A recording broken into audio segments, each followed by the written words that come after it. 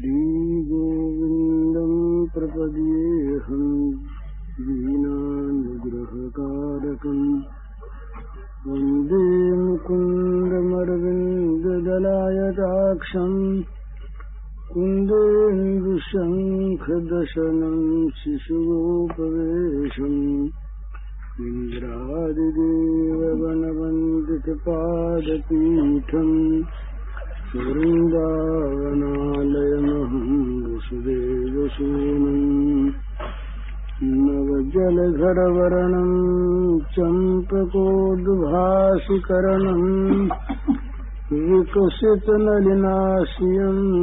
विस्फुरं मन्दहास्यम् कनकरुचिदुकूलं चारुबर्हावचूलम् कमपि निखिलसारं नौमि गोपीकुमारम् वंशीभूषितकरान्नवनीरदाभात् पीताम्बरादरुणबिम्बफलाधरोष्ठात् पूर्णेन्दुसुन्दरमुखादरविन्दनेत्रात् कृष्णात् परं किमपि तत्त्वमहं न जाने। श्रीहरिः। तो संत लोगों का यह आचरण ही होता है कि वो सेवा में, अतिथि की सेवा में अपना सर्वस्व अर्पण कर देते हैं। तो भैया देखो, इन मयूरों ने, इन हरिणियों ने, इन कोयलों ने यही तो किया है। तो देखो ना, ये मयूर कैसे प्रमत्त हो करके और अपनी अपनी पांखों को फैला करके ये नाच रहे हैं। कैसा? और बार बार कहने लगे कि ये देखो हरनियां जो हैं ये निरंतर तो तुम्हारी ओर स्नेह भरी दृष्टि से देखती रहें, ऐसी इनमें भूख जागृत हो गई। और ये कोकिलें, ये तो मानो मधुपूरित कंठ से ये तुम घर पर आए हो, बस इसलिए तुम्हारा स्वागत कर रही हैं। तो तुम्हारी बड़ी कृपा है इन वनवासी चराचर प्राणियों पर। हुआ क्या था कि ये जितने भी यहाँ के वन के उपकरण थे, ये निरंतर अपनी शोभा में रहते हैं और निरंतर ये इनको ग्रहण करने वाले जो विषयी लोग हैं उनको सुख देते रहते हैं, स्वयं सुख लेते रहते हैं। ये विलक्षणता क्या हुई आज कि सब के सब श्री कृष्ण की सेवा में लग गए। श्री कृष्ण के अंग सुगंध से जितनी वहाँ की पुष्प राशि थी वो अपनी सुगंधों का गर्भ छोड़ करके इनके सुगंध सूंघने में मानो लग गई। भ्रमर जो रहे ये कोमल कोमल मधुर मधुर पुष्पों का रसपान कर रहे, ये वहां से उड़ उड़ करके इनके पीछे पीछे इनके चरणों के पास आकर के गुनगुनाने लगे। कल सुनाया था आपने, एक बड़ी सुंदर उत्प्रेक्षा है। ये आगे आवेगी बात। ये भगवान जब चले गए मथुरा तो श्रीमती जी के विभिन्न बड़े विचित्र विचित्र भाव हैं, भाव समुद्र है वो, और उसमें अनंत अनंत लहरें उठती हैं, एक दो नहीं। तो उन्होंने सोचा कि ये मैं मरूंगी तो हो नहीं, पर ये मेरी देह जो है इसमें जो कुछ भी जीवन था वो था श्याम सुंदर का। तो श्याम सुंदर जब चले गए यहाँ से तो देह में वो जीवन तो निकल गया और जीती है तो सड़ गल गई। तो सड़ी हुई गली हुई देह से निकलने लगा दुर्गंध। तो मैं ये करूं कि मैं और भी दूर पहुंच जाऊं, उनसे बहुत दूर, जिससे मेरी ये गंध जो है ये उन तक न पहुंचे। तो वहां भ्रमरों की बात कही, पीछे भगवान से बताया। अलिकुल गुनगुन करता था क्यों, मेरे पीछे वे थे प्रियतम, वे चले गए अतएव देह यह सड़ी गली अब है। प्रियतम स्वामी जी की उत्प्रेक्षा है। अलिकुल गुनगुन करता था क्यों, मेरे पीछे वे थे प्रियतम, वे चले गए अतएव देह यह सड़ी गली अब है प्रियतम। ये गंधवाह इसलिए यहाँ निश्चय कपूय होगा प्रियतम। मैं चलूं और भी दूर गंध उनके न पास पहुँचे प्रियतम। मैं नहीं मरूंगी कभी सत्य यह है त्रिकाल, फिर भी प्रियतम ये तन तो सदा जलेगा ही काली उन लपटों में प्रियतम। फैलेगी धूम राश नभ में मैं इतनी दूर चलूं प्रियतम। धुआं पाकर पंखिल न बने वे दृग सरोज दल से प्रियतम। तो ये भ्रमरों की गुंजार की बात, जहाँ श्याम सुंदर चलते ये पहचान रही कि किधर को गए हैं भगवान, तो बोलिए देख लो कि कहाँ भंवरे जा रहे हैं। तो ये जितनी भी सेवा के उपकरण की सामग्रियां हैं, ये सब सेवा करके धन्य होती हैं, ये तो कहने की बात है। वे सब के सब श्याम सुंदर का स्पर्श पाकर धन्य हो जाती हैं। सेवा करके धन्य होती सो नहीं, वे स्वयं रसपान करती हैं, ये जड़ वस्तुएं भी।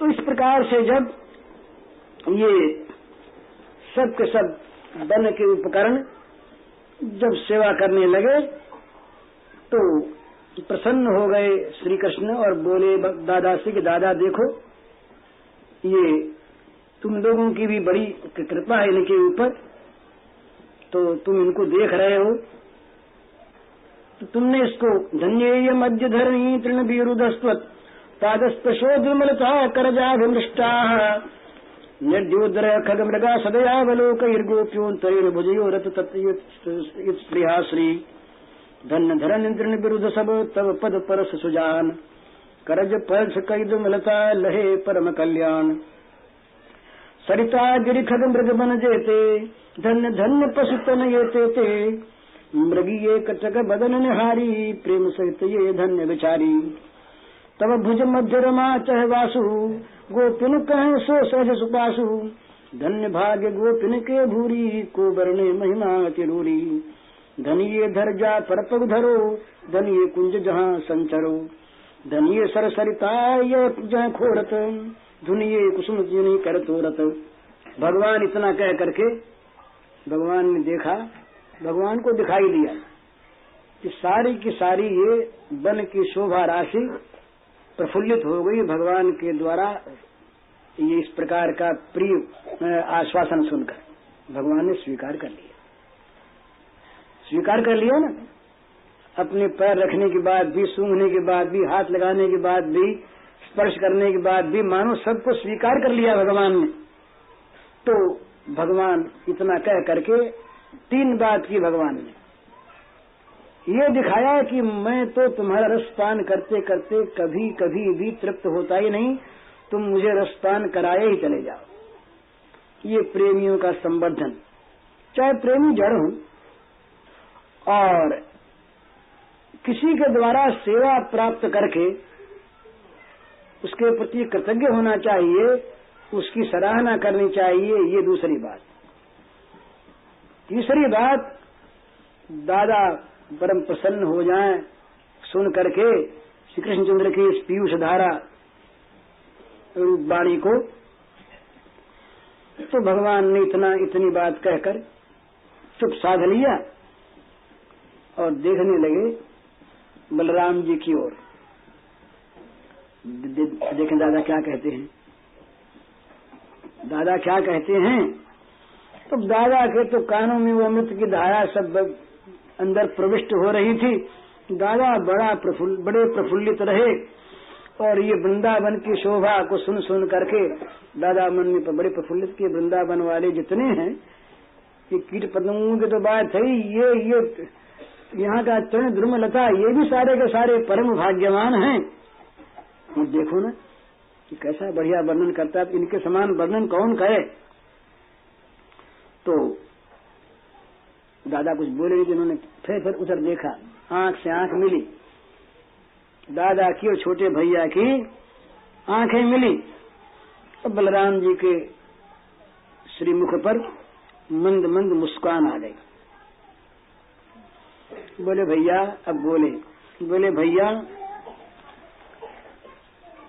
अथाग्रदश चानुजवाच अमृत निवाचम्यम स्मित माचरन्नुवाच भवादृश एव तादृश गुण गण भागीश्वर कथम अन्यम तत्र गण्यम करोति इति।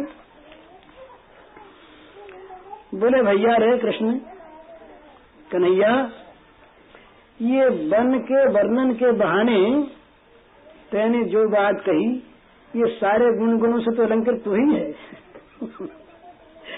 ईश्वर तो तू ही है, तो दूसरे का नाम इस प्रसंग में तो क्यों सांस मिला रहा है। बलराम जी जान गए कि ये कितनी मधुर वाणी है कि इन वनवासियों के सेवा को तो स्वीकार करना है, इनके गुणों का वर्णन करना है, और ये इन सबों ने इनकी सेवा की है, ये स्वीकार करना है।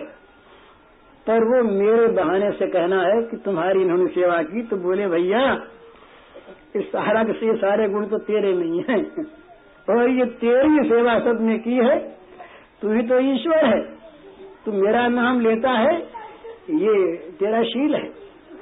अब तो भगवान का जरा श्रीमुख नीचा हो गया, लजा गए ना, संकोच हो गया, बात खुल गई। बलराम जी ने वो गुप्त चीज को खोल दिया। अब ये मुंह छिपाने की करें, बोले कहीं मुंह छिपाने शर्मा गए ना, बच्चे ही ठहरे, तो मैया होती तो उनके आंचल में जा घुसते भी, मैया होती तो उनकी साड़ी में मुंह छिपा लेते, ओढ़ने मुंह छिपा लेते, मैया तो थी नहीं। तो एक बार तो हाथों से आंख ढक ली, कान ढक लिए, मुंह ढक लिया, फिर याद आ कि यहाँ भी तो है छिपाने की चीज, तो दौड़े और दाऊ दादा जहाँ खड़े थे, दोनों भुजाएं अपनी दाऊ दादा के गले में झुला दी और अपने मुख को उनके विशाल वक्षस्थल में छिपा दिया। छिपवाना मुंह यहाँ पर, गले में जाकर के लटक गए, तो मुंह यहाँ वक्षस्थल पर आ गया, मुंह दिखना बंद हो गया। और दाऊ दादा ने तो बस अनुज को, भाई को यूं आलिंगन कर लिया, भुजपाश में भर लिया उसको, दोनों हंसने लगे। बलराम स्पष्ट हंस रहे और ये नीलमणि मुख छिपाए हंस रहे। अब वो असंख्य गोप शिशु भी लगे हंसने। अब ये गोप शिशु हंसने में अंतर है। अब गोपों के मन में ये कल्पना भी नहीं है कि श्री कृष्ण और बलराम की इस वाणी में कहीं कोई तत्व की बात भी है, समझे? उनको समझा, गोप बालकों ने समझा कि कन्हैया भैया जो है ये मस्खरी करने में, दिल्लगी की होड़ में दादा से हार गया, और हार करके उसने मुंह छिपा लिया। यहाँ तत्व की बात कुछ नहीं। बोले कन्नू भैया दाऊ दादा से विनोद की होड़ में हार गया, क्योंकि दाऊ दादा ने ऐसा उत्तर दिया कि इसकी बोलती बंद हो गई। ये देखो ना कितना बोलता था हम लोगों के सामने, और आज दाऊ दादा के सामने चुप। कोई इसका उस्ताद मिलता तभी ऐसे करता है। तो उनके ध्यान में बात आई नहीं कि बलराम भैया और ये हमारे श्याम सुंदर ये सारे तत्वों के सार परम तत्व हैं, और ये दोनों अभिन्न हैं। ये बात उनके, ये तो अमर लोग जो हैं, वो देवता लोग जो विमानों पर बैठे अंतरिक्षचारी, वो जो देख रहे, वे तो सोचते हैं, उनके सामने तो तत्व आता है, पर यहाँ पर उनके सामने तत्व नहीं। और यहाँ तो बस बलराम ने जो इस समय कहा है ना, वो कहा बाल्यावेश के प्रभाव नहीं, तो कहीं सच्ची बात। बलराम का जो उत्तर है वो सत्य तथ्य है, पर गोप शिशुओं ने आज संत तक समझा इसको केवल मस्खरी ही, दिल लगे समझा और हंसने लगे। कन्नू भैया तो बोले कि क्यों कन्हैया मुंह को छिपा लिया तूने, हम ही लोगों पर तू इतना रोब गांठा करता है, तुम हार गए। अरे हमसे भी तू हारता तो तू ही है, हारता तू ही, हम कभी तुझसे हारते नहीं, पर तू रोब गांठ दिया करता है। बात बनाने हम लोगों को बोलना आता नहीं, और तुझको बोलना आता बहुत ज्यादा, तो तू बार बार हारने पर भी बोल जाता है। आज देखते ही दाऊ दादा ने बोलते बंद कर दी और मुंह छिपा के खड़ा हो गया, सामने क्यों नहीं आता, हार गया।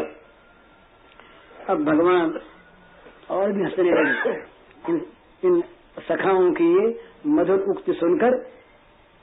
तो दाऊ जी ने कहा कि जरा छोड़ ना। दाऊ जी को मन में बुरा लगा, ये बाल्य आवेश में, देखो ना ये कन्हैया को बच्चे क्या सुना रहे हैं। तो दाऊ बोले कि अरे हारा नहीं है, ये तो मैं ही हार गया, ये थोड़ी हारा है। ये मैं हार गया तो मुझको कभी दुख न हो तो याद मेरी छाती से लग गया। मेरे दुख को मिटाने के लिए मेरी छाती से आकर के ये लग गया। हारा तो मैं, क्योंकि मैंने जो बात की वो ठीक नहीं थी। तो उत्तर देता ये मुझको, तो मुझे और संकोच में पड़ना पड़ता। तुम तो समझते नहीं इस बात को। तो मुझको संकोच में न पड़ना पड़े, दुख न हो, इसलिए कन्हैया जीता जीता पर ये मेरे आकर के छाती से चिपट गया, तो ये तो इसकी जीत है। तुम लोग क्या करते हो? बोले हैं ऐसी बात है दादा। तब तो ये जीता, तुम नहीं जीते? बोले हाँ ये जीता। अब उनको कौन समझाने जाए, उन प्यारे सखाओं को श्याम सुंदर के कि भाई ये तो तुमसे हारा ही हुआ है और सदा हारता ही रहेगा। ये नित्य अजेय होने पर भी किसी के द्वारा ये पराजित कभी हुआ नहीं, पर तुम सखाओं से तो ये सदा हारा ही रहता है और हारा ही रहेगा। तुमसे कभी ये जीतने वाला है ही नहीं। और यही बात वास्तव में है। ये भगवान के इस बाल स्वरूप का माधुर्य इसी में विशेष प्रकट है कि जहाँ ये छोटों के सामने छोटे बन जाते, बड़ों में बड़े बने, इसमें कोई आश्चर्य नहीं है। ये तो बड़े हैं, बड़ों में बड़े बनना इनके लिए कोई आश्चर्य की बात नहीं। ये तो बड़े हैं, महत हैं, पर अनोरणीयान महतो महियान, ये जो उनका अनुरूप है, ये जहाँ प्रत्यक्ष मूर्तिमान हो करके प्रकट हो जाए वहाँ रसधारा बहती है। तो वो कहते हैं बड़ा सुंदर भाव है कि ये गोप शिशु जिनमें कोई ज्ञान नहीं, जो किसी तत्व को जानते नहीं, जिनमें शुद्धाचार नहीं, जिनको नहाने खाने का भी, धोती पहनने का भी जिनको होश नहीं, किससे कैसे बोलना चाहिए जो जानते नहीं, ऐसे जो गवार गोप शिशु, उन गोप शिशुओं की कैसी कैसी बोली ये सुन सुन करके और हंसता है। डांटता तो कभी है ही नहीं। कभी इसने, श्री कृष्ण ने, श्याम सुंदर ने किसी गोप सखा को डांटा नहीं, डांट सही। एक आध बार किसी को हराया तो हराने के बाद स्वयं रोने लगे। जब उसके मुख पर उदासी देखी हारने वाले के, तो ये पास चले गए, जा करके बोले भैया देख मुझसे गलती हो गई। बोले नहीं तुझसे खेलना नहीं है, तू तो जीतने लगा ना, अब तो हम लोग तो सब तेरे से हार ही जाएंगे, तो तेरे साथ खेल करके हारे कौन, हम तुझसे नहीं खेलेंगे। रोने लगा वो बच्चा, मान भंग हो गया उसका, और अपमान करने वाले श्री कृष्ण। अब इनको ये क्या रोज हारे हैं, इनके हारने में इनके अपमान की कोई बात नहीं है। तो श्री कृष्ण हरा दे कोई को, उसमें ये होता है ना, राजा का बेटा है, ये भाव थोड़ा सा आ जाता है ना, बड़ा है भाई, तो बड़े के सामने छोटा हार जाए तो उसका छोटापन सिद्ध हो गया। तो छोटापन जहाँ सिद्ध हो गया वहाँ उसकी जरा शान कम हो गई। तो भगवान को छोटा में सिद्ध करना है नहीं, तो उसको गले लगा लिया। बोले आओ जरा फिर खेलना, तुम्हारे साथ नहीं खेलना है, खेलेंगे नहीं। तो दाऊ जी को लेकर के आए, बोले इसको समझाओ जरा, तोक छोटा सा, इसको जरा समझाओ। तोक को समझाया। तोक ने कहा कि देख, खेल में हार जीत तो होती है, कभी तू हारे और कभी हम हारे, पर मुझको ऐसा दिखता है कि तू रूंगस खाता है। तू झूठ मूठ ही बोलना तुझको आता, कहता जीत गया, और ये दाऊ फिर कह देता है कि हाँ जीत गया, और तू अपना रोब गांठ लेता है। पर ये ठीक नहीं, यूं करेगा तू तब तो हम खेलेंगे। नहीं बोले नहीं भाई, नहीं दादा, अब नहीं भैया, अब नहीं करेंगे, बड़ी गलती हो गई, सचमुच में हारा ही था। तू कहता है, बिल्कुल सत्य कहता है, मैं हारा था, लेकिन मेरे मन में ये एक तरह का अभिमान है ना भैया, मैं बड़ा अभिमानी हूँ। यूं कह के श्री कृष्ण के आंखों में आंसू आ गए। तब तो उसको बड़ा डर, तू रोता क्यों है कन्हैया, चल खेल, चल ना खेल। अरे हम तो सदा ही खेलने के लिए तैयार हैं, तू कहीं खेलने में आज अलग न हो जाए, लिए तो मैं उठ के बैठा था। ये थोड़ी बात थी कि तेरे साथ खेलने का मन नहीं था, मैं तो खेलना ही चाहता था, तू आ गया ना, बस अब तो चलो खेलें। इस प्रकार गोप शिशुओं के मन को मनाया करते अखिल ब्रह्मांड पालक सर्वेश्वर भगवान। ये इस बाल लीला का, भगवान के रस लीला का ये महान चमत्कार, जहाँ सारे चमत्कार इसके सामने क्षीण हो गए। बड़े बड़े चमत्कार, सृष्टि रचना कम चमत्कार है, पर ये ब्रह्मा जी को सौंप दिया, तुम करो चमत्कार। ये काम ब्रह्मा से नहीं हो सकता। ब्रह्मा चाहे कितने अपना अभिमान का त्याग कर दें, ये गोप शिशुओं में बालक बनकर कभी नहीं खेलते।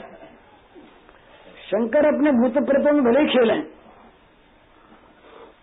पर ये बच्चों में आके शंकर खेलें, ये शंकर के मान की चीज नहीं है। ये तो विष्णु भगवान बड़े भारी ऊंचे, और विष्णु भगवान कहीं आकर के बच्चों में खेलें तो विष्णु भगवान का रूप ही न रहे। वो बच्चों में खेले तो उस रूप को खो करके खेलने ना, नहीं कहीं चक्र देख करके बच्चे डर जाएं, गदा देख के बच्चे भाग जाएं, बोलिए तो गदा लिए आया कहीं मार देगा। इसके तो हाथ में केवल मुरली, कहीं रूठे कोई तो बजा के सुख दे दे, यही इसकी मार। मीठी मीठी हंसी इसके धुरों पर रूठने वाले को हंस के मना ले, ऐसा मधुर। तो ये श्याम सुंदर श्री कृष्ण गोलोक बिहारी यही है। तो इसकी लीला, इसका जो ये रस है, ये अप्रतिम रस है, इस रस की कहीं तुलना नहीं। और इस रस में जिन लोगों को रस लेना है, उनको भी यही चाहिए कि सखाओं की चरण धूलि चाहे ब्रह्मा जी की भांति।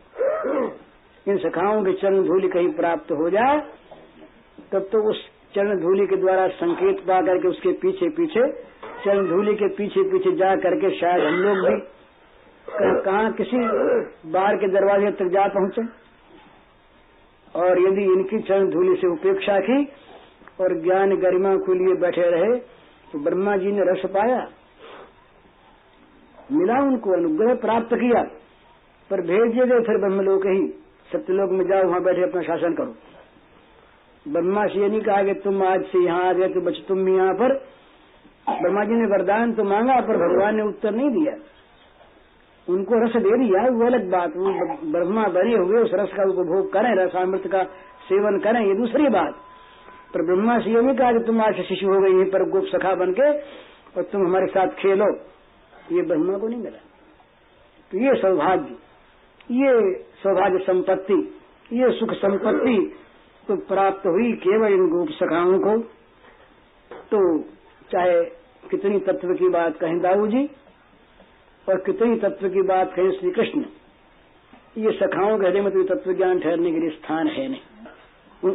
उनका तो अंतस्थल जो है वो सख्य मसृण है, सख्य भाव से परिपूर्ण है, वो वहां पर ये तत्व तो ठहरता नहीं। इस प्रकार वृंदावन के हास परिहास का रस लेकर, परम सुंदर वृंदावन की शोभा को देखकर प्रसन्न चित्त हुए श्री कृष्णचंद्र गोप शिशुओं के साथ अब वो गिरिराज के नीचे बहने वाली मानस गंगा के तट पर वो गायों को चराते चराते पहुंच गए। एवं वृंदावन श्रीमत कृष्ण प्रीत मना पशून रेमे संचार्य नद्रे सरिद्र स्थान वह यही विधि बल सो बरन कृपाला लक्ष्य वृंदावन प्रभा विशाला अति प्रसन्न मन सखन समेता रमत भय हरि कृपा निकेता गिर समीप सरिता तट सुंदर धेनु चरावत हरि गुण मंदिर, सो छवि वर्ण सके नहीं को, शेष आज लख छक रहे सो, यही विधि बिहरत वृंदावन में, छिन्न छिन्न अतिगति उपजत मन में, बोल से वृंदावन बिहारी लाल की जय। अब गा चरा रहे हैं गोवर्धन के नीचे मानसी गंगा के तट पर श्री कृष्ण। अब यहाँ ताल वृक्ष का, वो ताल बनकर अब वो लीला का रस प्रारंभ हुआ, धेनु का सुर का उद्धार, उसके बाद कालिय दमन।